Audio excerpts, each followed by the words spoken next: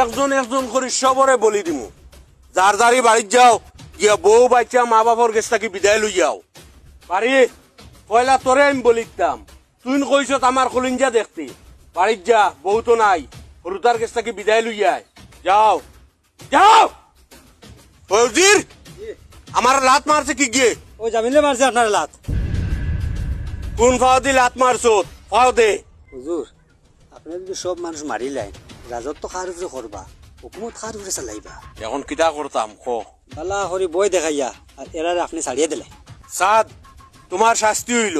তুমি বহুত গান্দা মাত মাতিছো। তুমি আমার বাড়িতে থাকবাই, আমার বাড়ির যত যাবতীয় কাম আছে সব কাম তুমি করবাই। আর লাত মারছো তুমি, যে ভাও দিয়ে আমারে লাত মারছো ও ভাও আমি রাখবো, যাইও না তুমি। আর তুমি হর বেটা, একমাত্র তোমার ফুলির খাতিরে তোমারে ছাড়িয়া দিয়ার। আর নাইলে যে বড়ুয়ার গপ করছো ও বড়ুয়াতে তোমারে লটকাইলাম। আর মুরব্বী তোমার খবর আছে, এক এক করি সবর খবর আমি লইমু। একমাত্র জামিল তুইয়া, বাদ বাকি সব যাও যাও। ওই ভাই পাত্র বো বনো দাদা মাফ করে দিলা, বো। মাফ করে দিলা দাদা। কোন ফাও দিলে লাত মারছ? যে ফাও দিলে লাত মারছ লম্বা কর। দাদা আর জীবনেই তা করতাম না, মাফ করে দিলাম। ফাও লম্বা কর। দাদা মাফ করে দিলাম, আর এটা করতাম না দাদা। আমি মাফ করা জানি না, খালি সাফ করা জানি। ফাও লম্বা কর, আনাইলে গর্দন বাই দি দিলাইম দা। ফাও দিলা দাদা মাফ করে দিলাম। ফাও দে কইছে, আনাইলে গর্দন বাই দা দিলাইম। দে ফাও দে, লম্বা কর।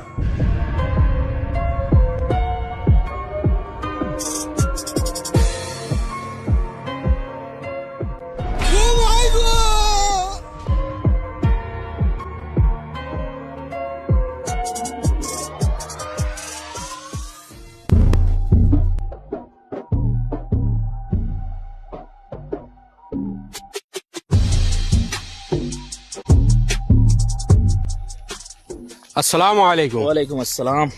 আগামী কাল লোকমান মিয়ার ফুড়ির লগে আমার বিয়া, তো আপনি ফজরের নমাজ পড়িয়া তানোর বাড়িত গিয়া কইনা বেটির আখ তখন পড়াইতা, এরপরে আইয়া আমার বিয়া খান পড়াইয়া যাইবা, পারবানি? জি আলহামদুলিল্লাহ ফার্মু। ঠিক আছে দাদা, আসসালামু আলাইকুম। ওয়ালাইকুম আসসালাম।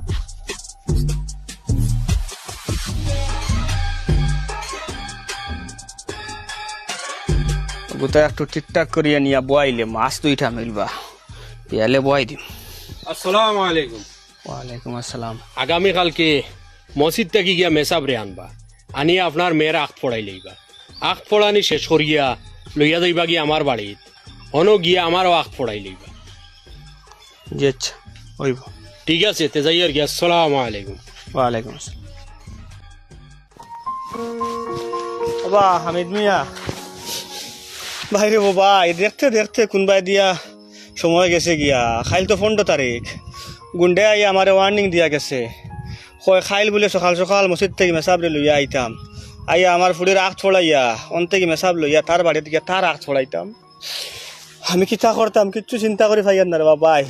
তুমি যেন খাইল থাকিও আমার বাড়িত, আমার তোরা সাথ দিও, আমার তোরা সাহস দিও, তোরা হিম্মত দিও। আমি জানি না আমার কেতে হইব, আখতানি হার্ট অ্যাটাক করিলাই। কিতা করবাই, কিছু করার নাই। ই ব্যাপারে তো আমরা গাওয়ালায় কোনো সাহায্য করতে পারতাম না। ও বুঝবো ইয়ার, খাইল থাকিও তুমি তেন, বুঝছো নি? আচ্ছা, আর তো আর করার কিছু নাই।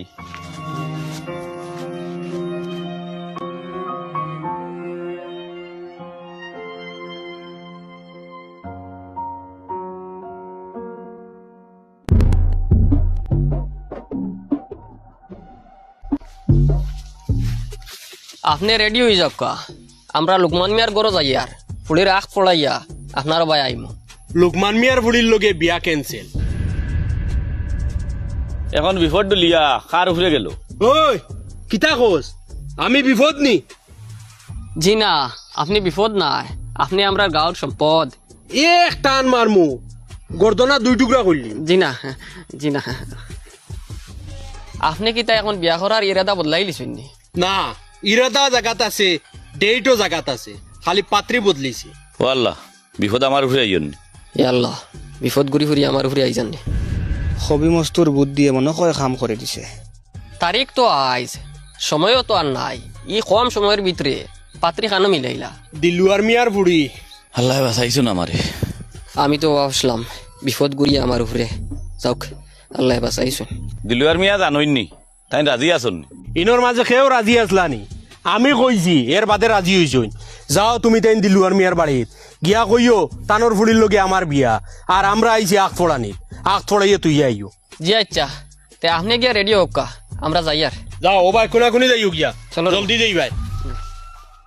কিতা রে তোর বিপদ দিলাইলে নে দিলুয়ার মিয়ার উপরে, ইটা তো বালা কাম করলে না। আমি তো আমার বিপদ মানিয়া নিছি, হে তার মত বদলাইছে, আমি তো কেউর উপরে বিপদ দিছি না। ও তুমি রে আনা বুঝি আমার দোষার উপরা শুরু করলা যেন কিতা হইছে না হইছে আমার দেখে আসলে আনি এখনবার তুমি যখন কিছু করলাই না তো এই করে আখটা মত বদলিল কিলা? তাই আমি তোমার লগে মিলার বাদে চিন্তা করলাম যে শেষমেশ একবার কবি মস্তুর কাছে যাই গিয়া দেখি কোনো চিরস্থায়ী সমাধান পাইনি, ও আমি গেছলাম। সইবে কত আর জুলুম অত্যাচার, সময় এসেছে রুখে দাঁড়াবার। আপনার কবিতা এটা শোনার বাদে আমরার চেতনা জাগে, কিন্তু তার দায় কেন দেখার বাদে আবার ডাউন হয়ে যায়। কবিতায় খাম আর নানি জি না, কেমন খিতা করা যায়? আপনি এক কাম করুন, কবিতা ছাড়া বালা একটা পরামর্শ আমরা দিন, আমরা হয় মানুষটা ঠিক করতাম আর না এক সাইড লাগাইতাম। তোমার তার গ্রাম ইলা কোনো মেয়ে আসেনি যে মেয়েটা খুব ভদ্র, খুব আমলি, খুব নমাজি, খুব ফরেজগার, খুব ধৈর্যশীল? ইলা নানা মতো আসেনি। একমাত্র দিলওয়ার মিয়ার ফুড়ি আরে খুব বালা একটা ফুড়ে, ধৈর্যশীল নেই, খুব বালা একটা ফুড়ি। এই যে গুণ ধৈর্য কইছেন, ধৈর্য কেমন? ধৈর্য খুব বেশি। তাইলে আপনারা গ্রামবাসী এক কাম করুন, ও মানুষটারে ডাইভার্ট করিয়া দিলুয়ার মিয়ার ফুড়ি তুলিয়া দেখবা গিয়া। ইটা কিতা হয় জি হয়, আমি এইখান কইয়ান না যে আপনার বিপদ তার গলা দিলে তাইখান আমি আপনারে বুদ্ধি দিয়ান না। আপনার আর সারা গাঁর বিপদ দিলুয়ার মিয়ার গলা দিলে এইখানও নাই, কিন্তু আস্থা গাঁর সমাধান হয়ে যাব যদি দিলুয়ার মিয়ার ফুলিরে এই মানুষটাই বিয়া করে দিতে পারে, বা এই বিয়াটা আপনারা দেওয়াই দিলে যাবে। ইলা কিলা সমাধান হয়ে যাব? আমি আপনারে কই, যত বড় বেটা কুয়া, যত বড় ডাকাইত, যত বড় মর্দ কুয়া, যত বড় গুন্ডা কুয়া, MLA কুয়া, প্রধানমন্ত্রী কুয়া, মিনিস্টার কুয়া, সব যার যারে বড় গেছে যে থাকুন একটু নত থাকুন। আর প্রত্যেকের খাসকতর মাঝে এটা আছে বড় কথা শুনা, প্রত্যেকটা পুরুষ ধীরে ধীরে তার স্ত্রীর প্রেম পড়ে যায়। আর যদি এই স্ত্রীটা, এই মেয়েটা যদি ধৈর্যশীল হয়, যদি নেককার হয়, যদি দিনদার হয়, যদি গুণবতী হয়, তো এই মেয়েটায় যত বড় ডাকাইত হোক, যত বড় অমানুষ হোক, যত বড় সন্ত্রাস হোক, যত বড় জাহিল হোক, যত বড় গুন্ডা হোক, ঠিক করতে সময় লাগে না। মেয়েরার প্রেম ফলার বাদে, মেয়েরার আওতায় আওয়ার বাদে পুরুষের জীবন পরিবর্তন হয়ে যায়। আমার বিশ্বাস তুমি যে বাটে করায় যে এই মেয়েটার মাঝে এই গুণগুলো আছে, আর বিশেষ করে ধৈর্য, যদি ধৈর্য থাকি যায়, গুণ থাকি যায়, মেয়েটা একদিন এই ডাকাইতে এই যে আপনার তোর গুন্ডারে পরিবর্তন করে পেলাই দিব। একদিন দেখবা ও গুন্ডা আপনার তোর গাঁর রাখা লই গেছে, ও গুন্ডা গাঁর সমস্যা সমাধান করার লাগে আটে, ও গুন্ডা আপনার অসুবিধা অন্যি আপনার এগুলো সুবিধা দিত ওখানে লেগে আটিব, পুরা গুন্ডার মাঝে পরিবর্তন হয়ে দিব। কিন্তু গুন্ডার জীবনে একটা বালা মেয়ে আপনারা খুশিয়ে দিলেন, একটা মেয়ে যেখান করতে পারবো আস্তে দেশালে মিলে কেন করতে পারতে এখন তো মানছে এখানে শোনার বাদে আমার দোষারোপ করবা, কইবা আমার বিপদ নিয়ে আমি আর একটা উপরে দিলাই আর না। দোষারোপ করতা নাই, যখন আসলিয়ত জানবা, বাস্তবতা জানবা, তখন মেয়ের বাপে পর্যন্ত তোমার প্রশংসা করবো, বুঝবাইছ নি? মেয়ের বাপে যখন দেখবো যে তানোর নিজের মেয়ে গিয়া একটা গুন্ডার জীবন বদলাই ফেলাই দিছে, একটা গুন্ডারে ভালো মানুষ বানাইছে, মেয়ের বাপেও তখন ফকর করব, খুশিতে আত্মহারা হইব, বুঝবাইছ নি? এটা ক্ষতি নাই, এটা আপনি গ্রামবাসী লেগে করটা, আপনার ব্যক্তিগত স্বার্থে করটা না, আপনি এটা করেন জান। ঠিক আছে।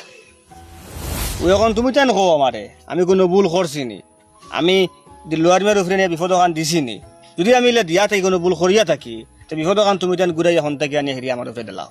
তুমি যেখান করছো আমার হিসাবে ভালো করছো, পুরা গাঁর কথা চিন্তা করে করছো, আর আমার দিলে ডাকে আর পুরা গাঁর মানুষ মনে হয় বিপদ থেকে উদ্ধার হয়ে যাবে। চলো আখ তখন হলে যায় গিয়া। চলো চলো ওই থামো, দিলুয়ার মিয়ার ফুড়ির লগে ক্যান্সেল।